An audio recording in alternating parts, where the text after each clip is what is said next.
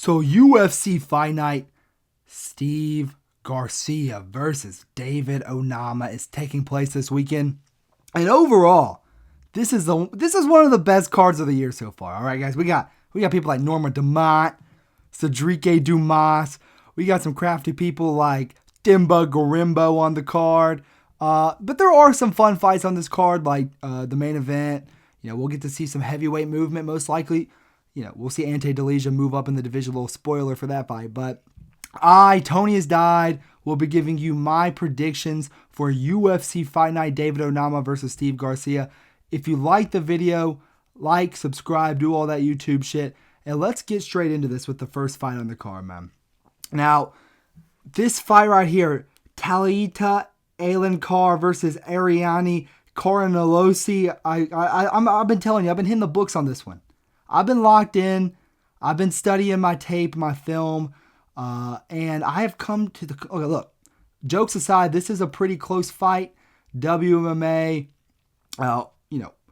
what's her name? Ariane Carnelossi kind of looks like Diego Lopez a little bit.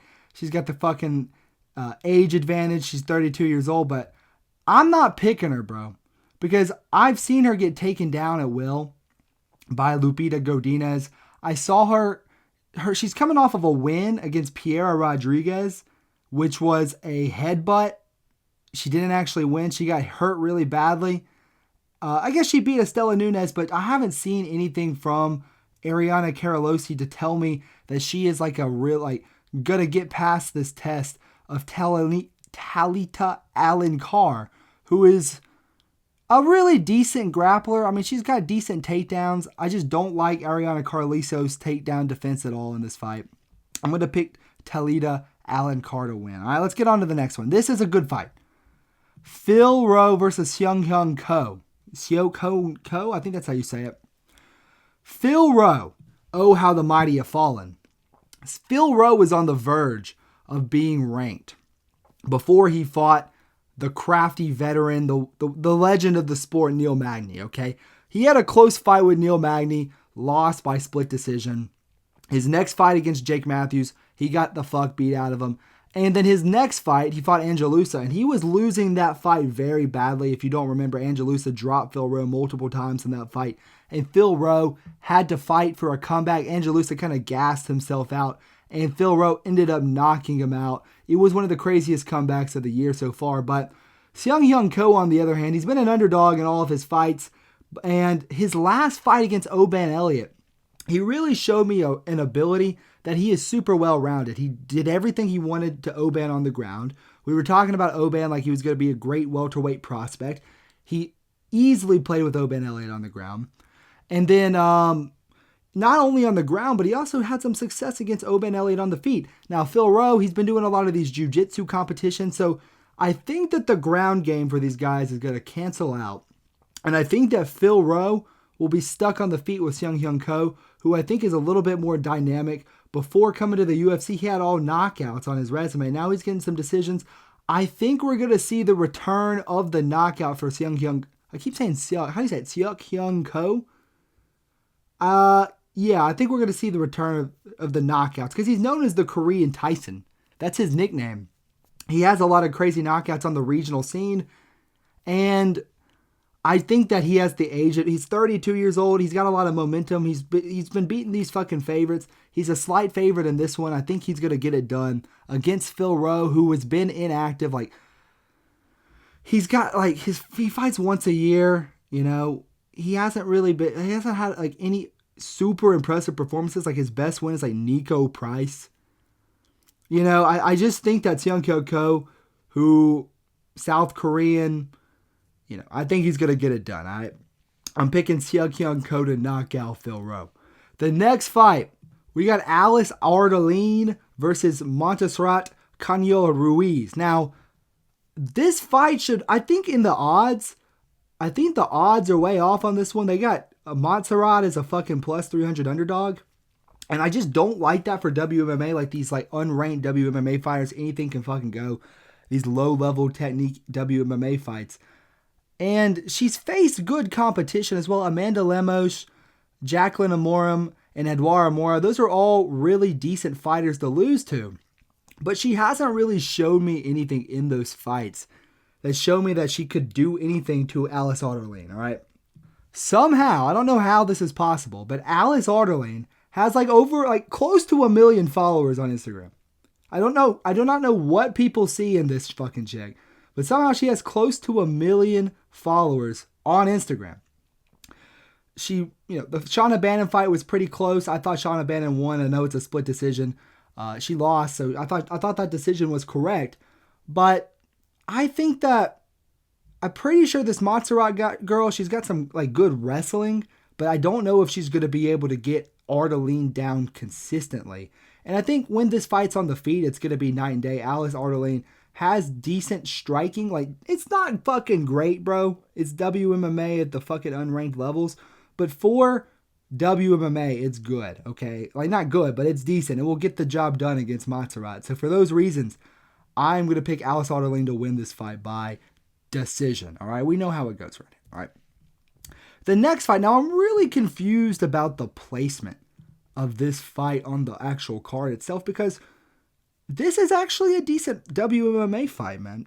Caitlin Vieira is a fucking dog, man. She goes in there and she goes to fucking, she's like a lengthy striker. She has a really fun style, but I do think Norma Dumont is going to be able to get it done against her, all right? This could be a title elimination bout for Norma Dumont. It's on the fucking prelims of the Apex. I don't really get it, considering that the other fights on this card aren't even that good as well, so I don't understand why it's so low on the card. But I'm fucking out here defending WMMA with my fucking life, bro. Fucking justice for Norma Dumont. But, Norma Dumont, she's a wrestler, okay? And we have seen Caitlin Vieira struggle with wrestlers in the past, like the fight with Kayla Harrison. She beat Macy Chasson. It was a scrappy fight. Pretty sure she was getting actually beat on the feet until she cut Chasson. If I'm remembering that fight correctly, there was a big cut, and that's what won her the fight. But yeah, we saw her get taken down by Kayla Harrison. Now, she did give Kayla Harrison a decent fight, and that's something to be spoken of whenever we're talking about this, but Kayla was still able to get her down whenever she wanted. I think Norma Dumont's smart enough to follow the same game plan that Kayla Harrison laid out there. She's been getting it done against Irene Aldana, Jermaine Durandary, Chelsea Chandler, Carol Rose. She's got some good wins on her record. She's climbing up this division. I think if she wins this, she'll be next up after Nunes versus Harrison. I wonder when they're going to finally announce that. We could see that fight on the January card, but I'm going to pick Norma Dumont to get this one done by decision, all right? The next fight on this card, oh man, we got the Grim Reaper, Cedric Dumas. We got NBA Youngboy, Famous Dex, 21 Savage, Boom Gang, whatever you want to call him. The fucking has over 100 fucking mugshots. He has more mugshots than wins. Cedric Dumas. This is a dirty fight, man. They're doing Dumas dirty in this fight. Dante Johnson is an undefeated prospect coming off of a nasty KO off of Dana White's Contender Series. He has every single advantage in this fight. He's got an age advantage. He's got, I guess Dumas has a reach advantage, bro, but once this fight gets on the ground, that's not going to matter. We've seen Dumas get taken down before. We've seen Dumas get knocked out before, and when Dumas takes a big shot, he kind of just gives up, like the Michelle Olajaychuk fight. Think of the Ruiz Boya fight. Now, I know the Ruiz Boya fight, there was an eye poke that was in that fight, so it's kind of controversial, but I'm not saying that he's a quitter. Anybody would have quit to that fucking, literally the groin shot was one of the worst groin shots of all time. But I don't like the fucking out of cage mentality for Cedric Dumas, where he's literally asking to get his house arrest monitor taken off so he can fight. He's getting caught hiding in the police in dog cages.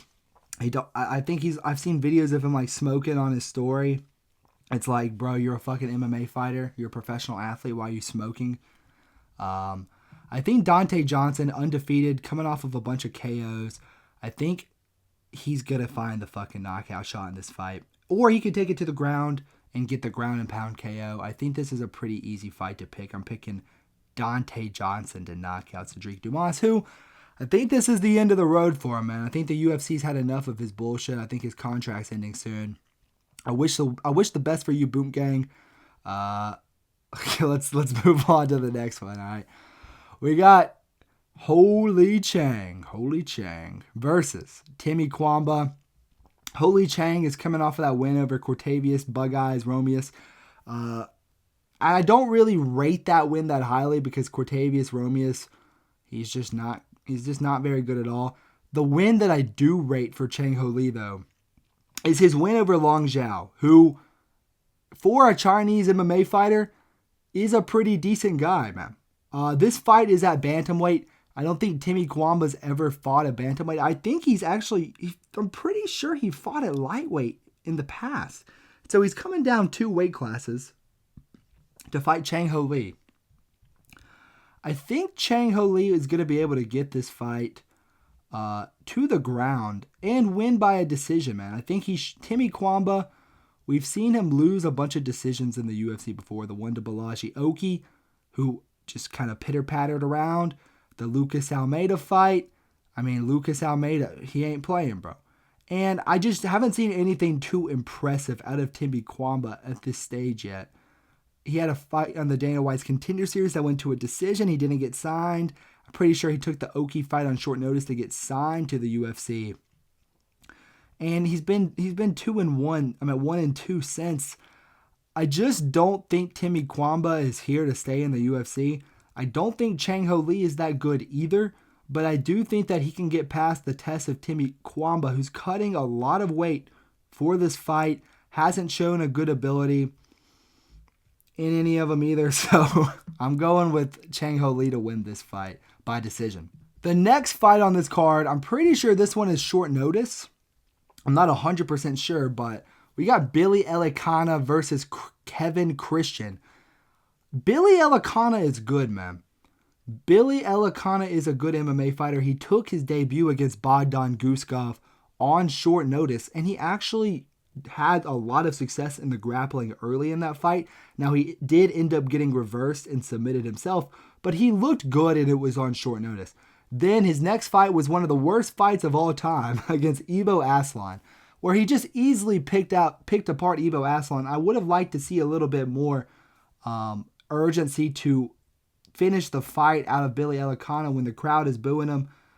But he has decent cage work. He showed a good ability in the clinch. He's shown good ability in the grappling before. And he's shown a good ability to have striking on the feet. Kevin Christian on the other side, I'm going to be honest, I haven't watched much of his stuff in the past. I've only watched his Dana White's Contender Series fight where he got an arm triangle over a guy that was undefeated, which is pretty decent. But I think Elkana is a higher level than Kevin Christian. I think that Elkana, he's shown a well-rounded ability in all of his fights, win or lose. He's shown an ability to walk forward. He's good in the clinch. And I think that this guy who has mostly submissions on his resume, I think he's going to kind of struggle on the feet against Billy Elkana, who will just piece him up to a decision. I'm picking Billy Elkana, but I do think that Billy is also alive for a KO. I'm not 100% confident in the decision pick. I was leaning KO at first, just because I like what I've seen out of Elkana in the past. But I'm gonna play it safe and pick the decision. All right. The next fight on the card, this one is definitely short notice. This was announced by Mark. I couldn't find a fucking. You know how I like to use the posters for my fucking slideshows. I could not find a poster of this fight to save my life because it's only on 3 days' notice. All right. Sip of water. Alan Nascimento versus Cody Durden. These guys are kind of in like a similar position where they are kind of just getting beaten by all the good guys in the rankings. Cody Durden, he got subbed by Tagir, he got knocked out by Bruno Silva. Now, granted, he was doing good in that fight, but the knockout from Silva was brutal. He got absolutely destroyed by Joshua Van. And then Jose Ochoa, who just lost a close fight to... he's from Kazakhstan. It doesn't matter, but he lost to Ochoa. Ochoa's decent, all right? So these people, everyone Durden's lost to have been good comp, and he has the win over Matt Schnell. But are we really gonna rate a win over Matt Schnell in 2025? Let's be for real. All right, Matt Schnell, he isn't all that, bro. Nascimento, on the other hand, he has shown a grappling ability in all of his fights. He has a split decision with Tagir, unlike Durden, who got choked out by him. And I like the fucking momentum that Nascimento has been carrying with him. He's on a 3-fight win streak, beating Fiallo, beating Carlos Hernandez, beating Jake Hadley, which is aging very nicely for Nascimento. And he's shown a well-rounded ability on the ground. I think he's going to get the submission in this fight. I think he's going to lock up a rear naked choke. He's going to get Cody Durden's back in a scramble. They're going to scramble on the ground at one point. Durden's going to be looking decent, but Nascimento's going to get his back and he's going to sink in a rear naked choke. I think he's going to make it look not easy, but we'll be impressed with Alan Nascimento. I just don't like this for Cody Durden. I don't know if he's still got it, So, yeah, I'm picking Alan Nascimento to win this by submission, all right? The next fight on the card, we have Charles Radtke, who in his last fight, he got brutally knocked out against Mike Malott. Now, I was an idiot and I picked Charles Radtke because I was like buying into this mentality that Mike Malott's kind of a puta. But obviously I've been proven wrong. Mike Malott just went out there and beat Kevin Holland. Controversial fight in and of itself, but he showed that he's a pretty decent welterweight. His only loss is to Neil Magny, so I'm not going to rate that too highly against the fucking guy Radtke. I'm not gonna say that fight loss to Mallet is like a bad thing, because we've seen Mallet go on and do good things. He's taken on Daniel Frunza, who in his last fight got knocked out by Rhys McKee. If I'm remembering the fight correctly, it was a very, very scrappy fight where it was going back and forth a lot in the fight, but Rhys McKee is not good at all, man. Like, he is just not fucking good at all. This fight will end in knockout, and I think it's going to get scrappy in this fight as well, where they're both going to go out aggressive as fuck. And I think Charles Radtke is going to find the chin of Daniel Frunza early with a hook. Like, he's going to make it messy. He's going to get in the pocket. He's going to push him against the cage. And I think he's going to find the chin of Daniel Frunza with a hook and put him out. And Rhys McKee, I'm pretty sure he dropped Frunza in their fight. And I think he might have actually got dropped on his Dana White's Contender Series fight too, if I'm remembering right. Like, I didn't watch a lot of fucking tape for this fucking random Apex prelim fight, okay? But I didn't watch any tape. I'm just trying to remember. Fucking delegitimize my fucking self right there. Yeah, bro. I'm watching the fucking Charles Radtke tape. I'm watching the Rhys McKee tape locked in. I'm locked in. I think Radtke is live for the knockout. He knocked out Simmelsberger. Obviously, he got knocked out by Protest, but that's not like Protest is fucking good as fuck. When he's fighting someone who's not that good, he usually knocks him out. And I like that for Radtke. So for those reasons, don't let me down, okay, Radtke? And you're going to say it. You're going to say the word on the fucking mic again. Say it, Radtke. You know you want to say it. All right. The next fight on this card, we got Isaac Dulgarian versus Yair de Valle. I'm going to be honest, man. This is a hard fight to pick, because I thought Connor Matthews was a decent fighter, and Yair de Valle went out there and kind of made it look easy against him and got the choke on him, right? Isaac Dulgarian, on the other hand, he made it look easy against Brendan Morato, but I don't think Brendan Morato is that good either. He also has that fight with C-Rod. Don't fight C-Rod if you're undefeated, bro. Like, that's just a fucking fact that you need to follow. C-Rod, if you're an undefeated fighter, C-Rod will beat you. I think Isaac Dulgarian is, I think he's going to get this fight done.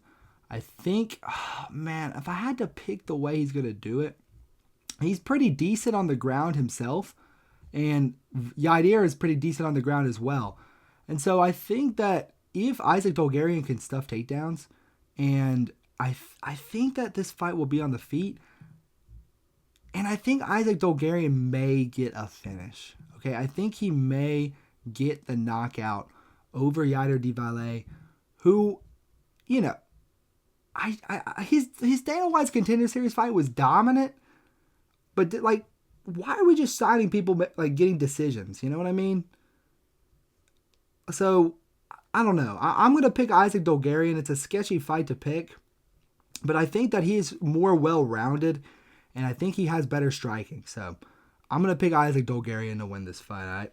The next fight on the card, we got Mr. Thimba Gorimbo, who in his last fight got heamed by Vicente Luque, which makes me really nervous because I'm going to pick him, okay?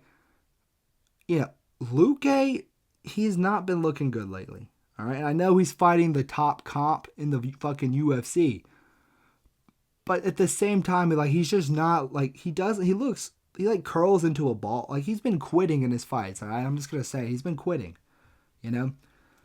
Thimba Gorimbo, when he got the fight against Luque, I was like, why are we giving this guy a fucking shot into the welterweight rankings? Like, he beat Nico Price, he beat Brahimaj, and honestly, I would pick against Thimba Gorimbo if he was fighting fucking anybody else, but Jeremiah Wells is just terrible, bro. Max Griffin, who has a UFC record of 19-10, he lost to him by split decision in his last fight. He got submitted by Carlston Harris. You know, he's 39 years old. He's on his way out. He's been super inactive. He hasn't fought in a year and 8 months. I just don't think this is a good fight for Jeremiah Wells at all. And this is like, for some reason, they want Thimba Gorimbo to win because The Rock gave him a fucking house. Dwayne Johnson gave this dude a fucking house. And the UFC likes to fucking milk that shit. Like, why isn't Thimba Gorimbo fighting like an up-and-comer at welterweight? Like, you know, maybe, why isn't he fighting like a Mikti Beck-Orlby? Why isn't he fighting a fucking Yoel Alvarez? Why isn't he fighting someone like that? Huh? Why is he getting the Jeremiah Wells fight who hasn't fought in 2 years, you know? It's weird matchmaking to me. But I think Thimba Gorimbo, I think he's going to win this fight by decision. I think it's going to be scrappy, and we're going to be like, bro, Thimba Gorimbo is his cheeks, but he still wins, all right? So I'm picking Thimba Gorimbo to win this fight by decision, all right? The next fight on the card. Now, these are where the fights are getting juicy here, man. We got Waldo Cortez Acosta, who is coming off of a loss against Sergey Pavlovich, where he really just did not have anything for Pavlovich in the striking realm at all. But I was impressed by one thing in that fight, which was Waldo Cortez Acosta's chin. Pavlovich, I don't know if it's because of the fucking not Ngannou. I don't know if it's because of the Tom Aspinall knockout for Pavlovich, where he's fighting scared now. But some of the shots that Sergey Pavlovich was hitting Waldo Cortez Acosta with, I was just like, how the hell is he eating these?